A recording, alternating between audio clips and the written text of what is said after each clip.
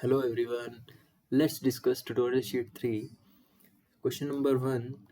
A beam of 10 MeV electron is incident on the thin gold foil. Calculate the Rutherford differential cross section at a scattering angle of theta. Rutherford differential scattering cross section निकालना है. तो क्या formula होता है उसका? देखो.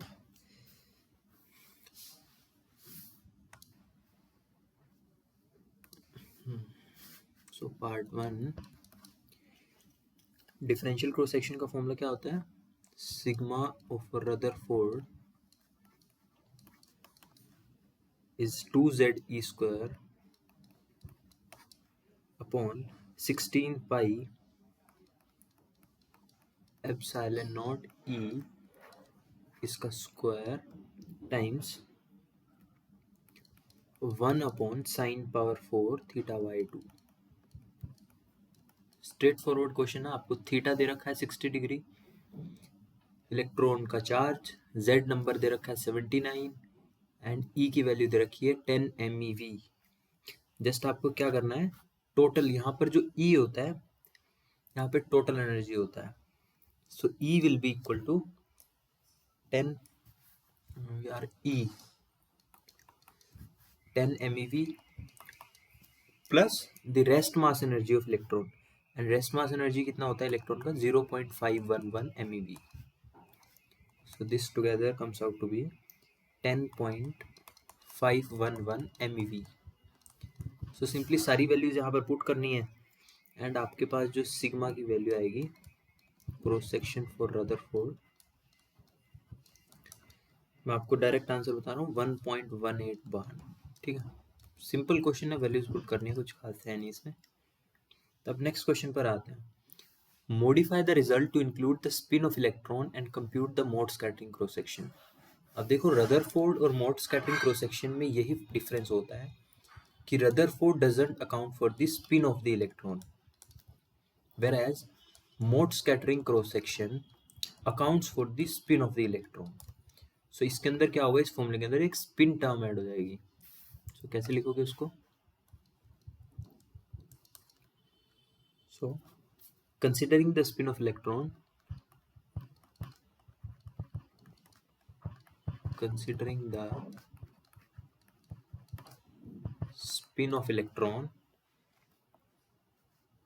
cross section of mode as a function of theta is Rutherford scattering cross section times 1 minus beta square sin square theta by 2. ये extra term add हो जाती है, ठीक है, इस फॉर्मूले के अंदर. So for calculating the Mott cross section what we need an extra parameter beta. So beta can be calculated using the value of gamma. So in our case हमारे पास जो काइनेटिक एनर्जी है इलेक्ट्रॉन की वो 10 MeV है, लेकिन अगर आप उसको कंपेयर करोगे उसकी रेस्ट मास एनर्जी से which is 0.511 and this is kinetic energy. So kinetic energy is much greater than the rest mass energy. So this is the relativistic case. So in relativistic case, the total energy can also be given as gamma times the rest mass energy. ठीक है. So यहाँ से आप gamma calculate कर सकते हो. So your gamma will be 10 point total energy 10.511 divided by rest mass energy. Rest mass energy of electron is 0.511. तो यहाँ से आपके पास जो गामा की वैल्यू आएगी it will be 20.56. Now you can calculate this value of beta. Now what is gamma? Gamma और beta के बीच में रिलेशन क्या होता है? √1 माइनस बीटा स्क्वायर. ठीक है.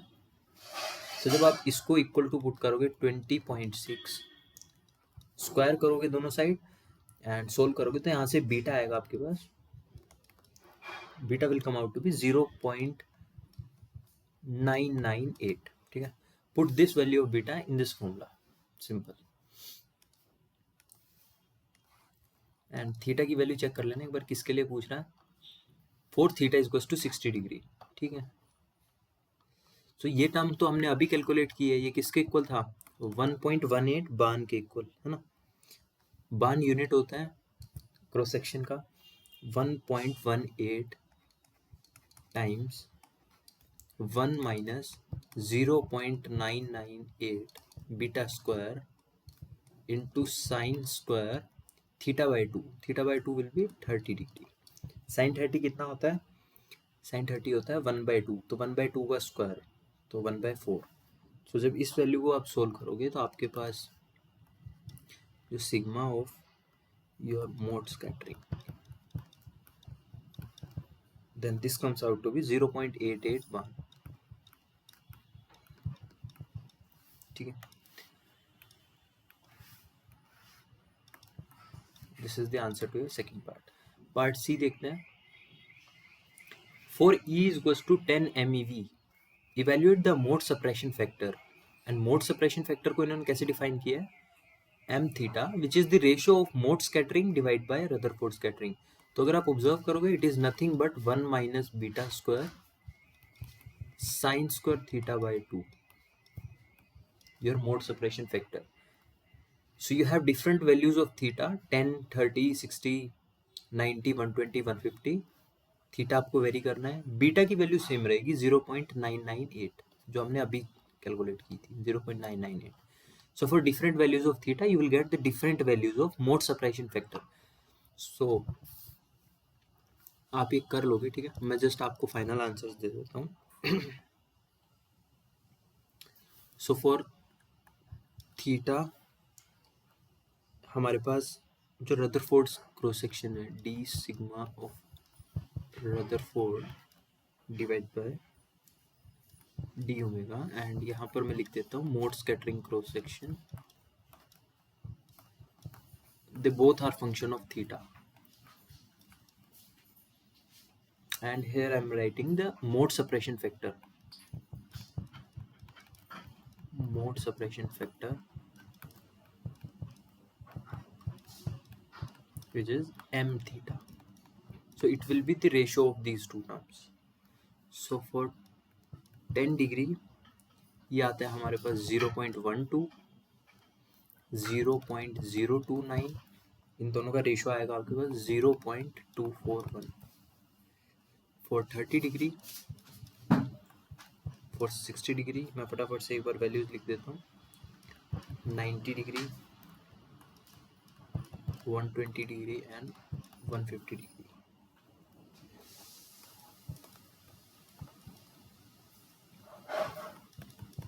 क्योंकि हमें लास्ट में इन्हें कंपेयर करना है, क्वेश्चन में गिवन है कि कंपेयर करो 0.13,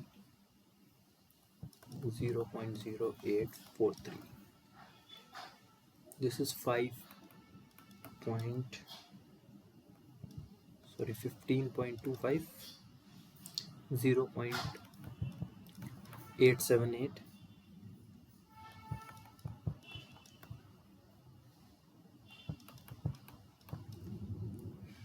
0.00598, 0.933, 0.751, 0.501, 0.240, 0.070। तो ये आपके पास वैल्यूज लिख दी मैंने सारी। अब क्वेश्चन में देखते हैं, आगे पढ़ते हैं क्या गिवन है। Discuss qualitatively the angular dependence of m theta for forward and backward scattering and comment on the energy dependence. देखो फॉरवर्ड एंड बैकवर्ड स्कैटरिंग का मतलब क्या है। Forward means your theta is less than 90 degree, मतलब आपके पास जो ये थीटा लेस देन 90 डिग्री है, this is your forward scattering, forward scattering, and theta greater than 90 and less than 180 degree, this is your backward scattering, ठीक है। So if you observe in forward scattering there is not much difference between the cross section of Rutherford and Mott cross section, ठीक है, ज़्यादा difference नहीं है। If you compare in backward scattering, यहाँ पर 0.13 है और यहाँ पर 0.032 है, so there is a lot of difference. So ये आपको क्वालिटेटिवली यहाँ पर थोड़ा सा लिखना पड़ेगा। So during the forward scattering, there is not much difference between Rutherford and Mott scattering. As the angle of scattering increases, देखो theta increase हो रहा है, so as the angle of scattering increases, the Mott suppression factor increases, ये बढ़ जाता है, ठीक है। Whereas in backward scattering, it decreases rapidly. So this was question number 1. So now let me insert question number 2.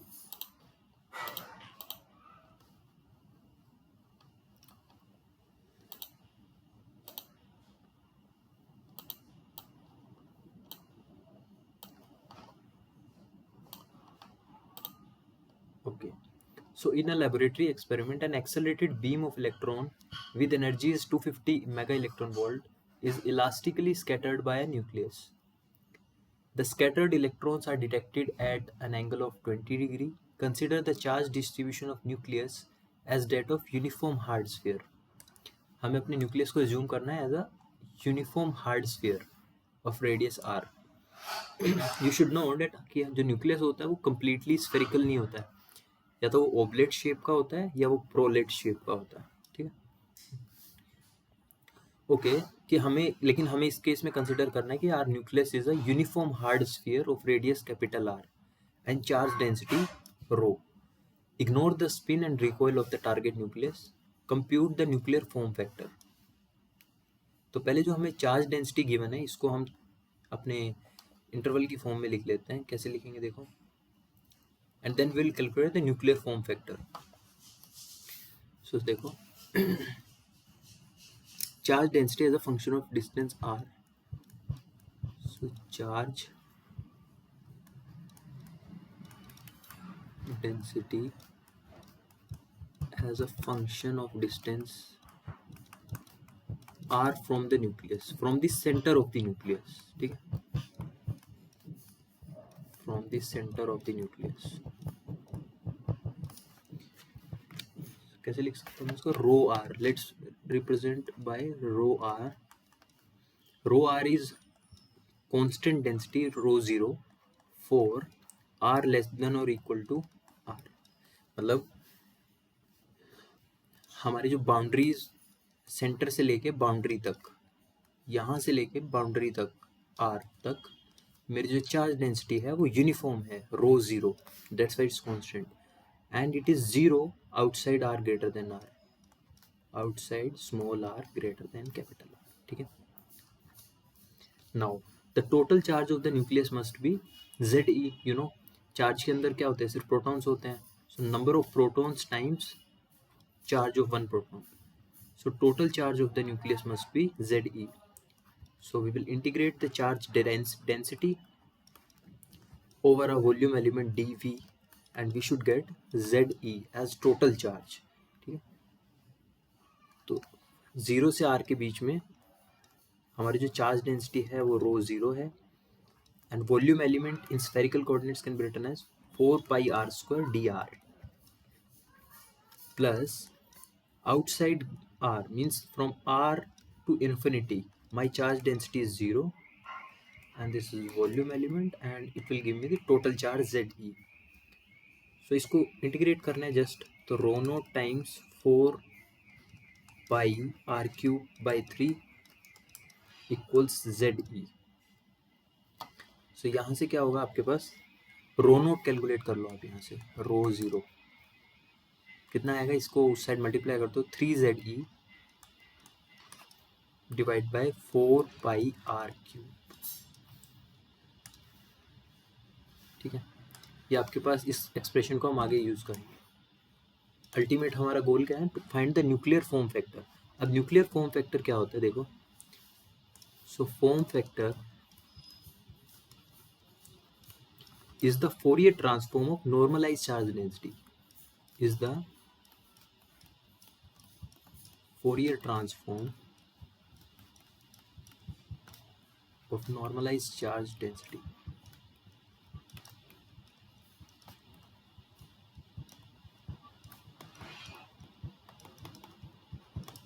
कैसे लिखते हैं form factor को? एक्सप्रेशन क्या होता है देखो फॉर्म फैक्टर का, f as a function of q is written as 1/ze।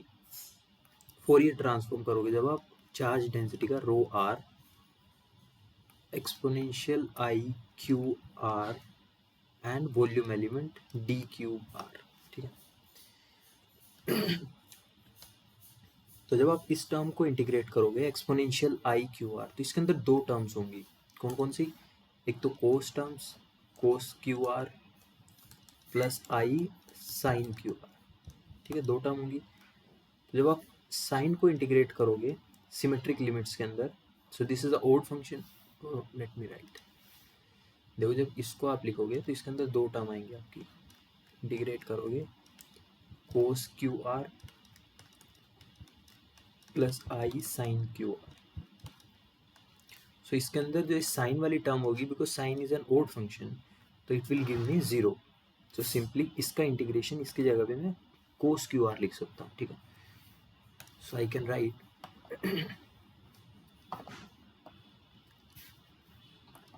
1/ze integration of rho are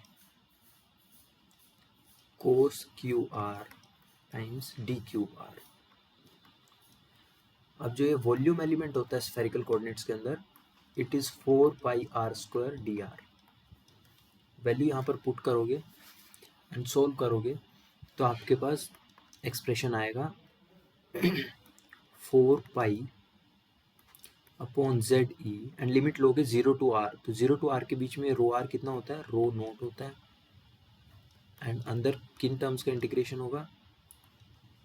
r² times cos q R D R, ठीक है, डी आर। तो आप क्या करोगे? इंटीग्रेशन बाय पार्ट्स, आपका इसको फर्स्ट फंक्शन मानोगे, इसको सेकंड फंक्शन, एंड आप इंटीग्रेट करोगे and get the value of form factor,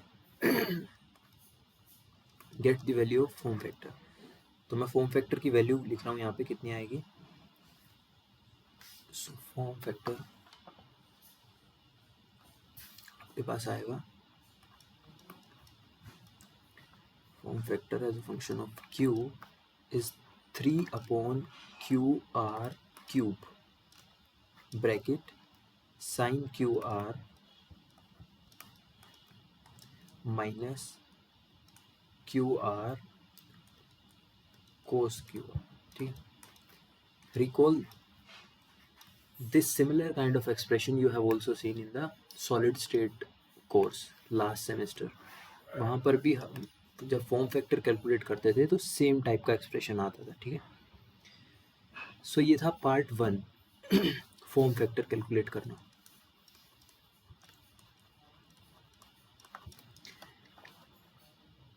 मैंने यहाँ पे कुछ स्टेप्स मिस कर दिए, जैसे कि इसको इंटीग्रेट करना एंड देन लिमिट्स पुट करना, ठीक है, तो वो थोड़ा सा आप देख लेना। अब पार्ट बी में क्या है? By what factor does the Mott scattering cross section is reduced from that of the scattering from a point nucleus. क्या मतलब है कि instead of considering our nucleus as a uniform hard sphere, what if we consider our nucleus as a point charge? Means, what does point charge means?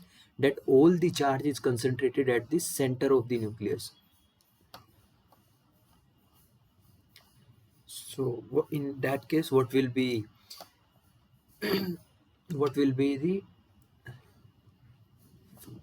the factor? By what factor?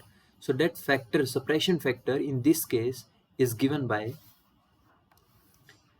in part B, the suppression factor is given by the mode of FQ and its square, ठीक है। So this factor will give the suppression if we consider the nucleus as a point charge. So our ultimate goal is to calculate f of q and its mode square, ठीक है। So उसके लिए हमें क्या चाहिएगा? Q R की value चाहिएगी। सो separately पहले q निकालते हैं एंड यहाँ पर r निकालेंगे, उन दोनों को मल्टीप्लाई करेंगे एंड इस एक्सप्रेशन के अंदर पुट कर देंगे, ठीक है।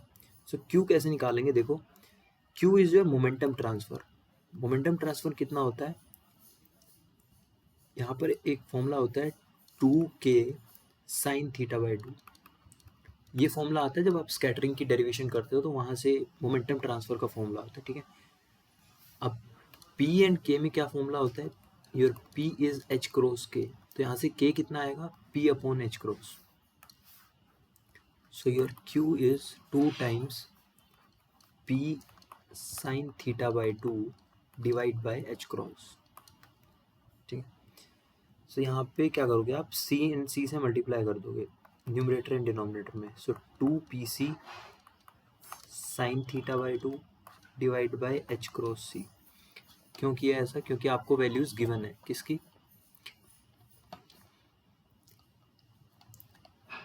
आपको क्या गिवन है in laboratory with energies, PC की वैल्यू दे रखी है आपको, ठीक है। Basically this 250 MeV is nothing but PC.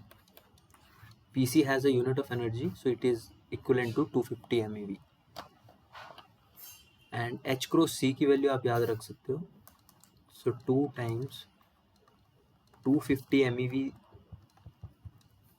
into sin theta कितना था हमारे पास 20 दे रखा ना, तो divide by 2 means sign 10 degree, and H cross C की वैल्यू होती है हमारे पास 197.327 MeV। ये वैल्यू आपको याद रखनी है, तो MeV से MeV कैंसिल हो जाएगा, तो यहाँ से आपके पास Q की वैल्यू आएगी 0.44 फेम्टोमीटर इनवर्स, ठीक है, Q की वैल्यू। R कैसे कैलकुलेट करोगे, R is simple, radius of nucleus is R0 times A power 1/3। R0 कितना होता है हमारे पास 1.2 फेम्टोमीटर, एंड A कितना गिवन है, A is for calcium is 48, so 48 power 1/3। तो यहाँ से जब R कैलकुलेट करोगे तो R की वैल्यू आपके पास आएगी 4.36 फेम्टोमीटर, ठीक है। अब इन दोनों को जस्ट मल्टीप्लाई करो, QR का प्रोडक्ट कितना आएगा 0.44 टाइम्स 4.36, एंड यूनिट्स कैंसिल हो जाएंगे, यहाँ पर फेम्टोमीटर है, यहाँ पर फेम्टोमीटर इनवर्स है, तो QR is just a number. तो QR की आपके पास वैल्यू आएगी 1.91, ठीक है। So put this value of QR in the above equation of form factor, कहाँ पे, इधर QR का क्यूब हो जाएगा, अंदर साइन ऑफ QR, इसका साइन निकालेंगे minus this times cos QR, तो आपके पास जो फॉर्म फैक्टर की वैल्यू आएगी FQ will be equal to 0.78. So the factor by which the form factor or the cross section has been reduced is given by the mode of this quantity. So इसका square करोगे आप तो आपके पास आएगा 0.60. This is your answer, ठीक है।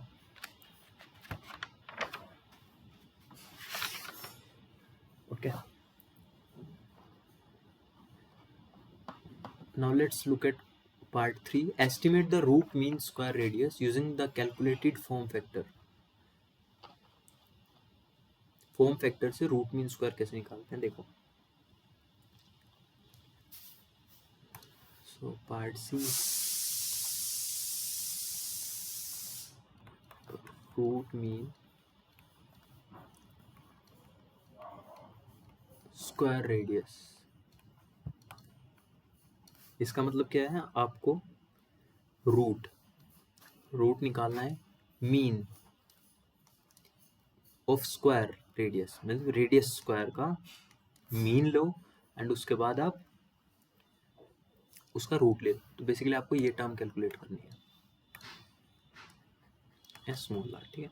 सबसे पहले हम क्या करेंगे, अंदर से निकालना शुरू करेंगे, पहले मीन निकालते हैं। किसी भी चीज का आप मीन कैसे निकालते हो, R² times charge density into the volume divide by rho R into d³R, ऐसे ही लिखते हो आप एवरेज, तो आपके पास कितना आएगा ये rho square rho zero sorry r square 0 to r के बीच में r नोट होता है, volume element again 4 pi r square d r divide by this is simply the charge of the nucleus and I am writing it as ZE। तो ये term आपके पास simply are square यहाँ पर है, are square यहाँ पर है, तो r पावर 4, r की पावर 4 का इंटीग्रेशन करोगे तो r की पावर 5/5 आ जाएगा। So 4 pi rho naught upon ZE times r power 5 divide by 5। अब आपको क्या करना है, हमने ऊपर एक एक्सप्रेशन कैलकुलेट किया था रो नोट का, ये रहा 3ZE upon 4 pi r cube, उस एक्सप्रेशन को आपको यहाँ पुट करना है। तो कितना आएगा देखो, 4 पाई, पहले तो इसे लिख लेता हूँ मैं, r की पावर 5 अपॉन ZE टाइम्स 5। अब रो नोट की वैल्यू पुट करो आप, तो रो नोट कितना था 3ZE upon 4 pi r cube. कुछ टर्म्स कैंसिल होंगी, 4 पाई पावर 3 कैंसिल हो जाएगी, यहाँ पर 2 पावर बचेगी, ZE पूरा कैंसिल हो जाएगा, तो आपके पास सिर्फ बचेगा 3/5 टाइम्स आर स्क्वायर। ये एक्सपेक्टेशन वैल्यू आ गई आपके पास मीन रेडियस की, ठीक है, स्क्वायर ऑफ मीन रेडियस की। अब सिंपली क्या करना है, इसका रूट करना है। नाउ टेकिंग इट्स रूट, तो आर स्क्वायर का जब रूट लोगे तो आर आएगा, ब्रैकेट में आ जाएगा, सॉरी स्क्वायर रूट के अंदर आ जाएगा 3/5। सो रूट 3/5 एंड आर की वैल्यू हमने कैलकुलेट की थी पार्ट बी में एज 4.36 फर्मी। सो 4.36 फर्मी, पास के पास एक्सपेक्टेशन वैल्यू इसका कितना आएगा 3.38 फेम्टोमीटर, ठीक है, ये आपके पास आंसर है।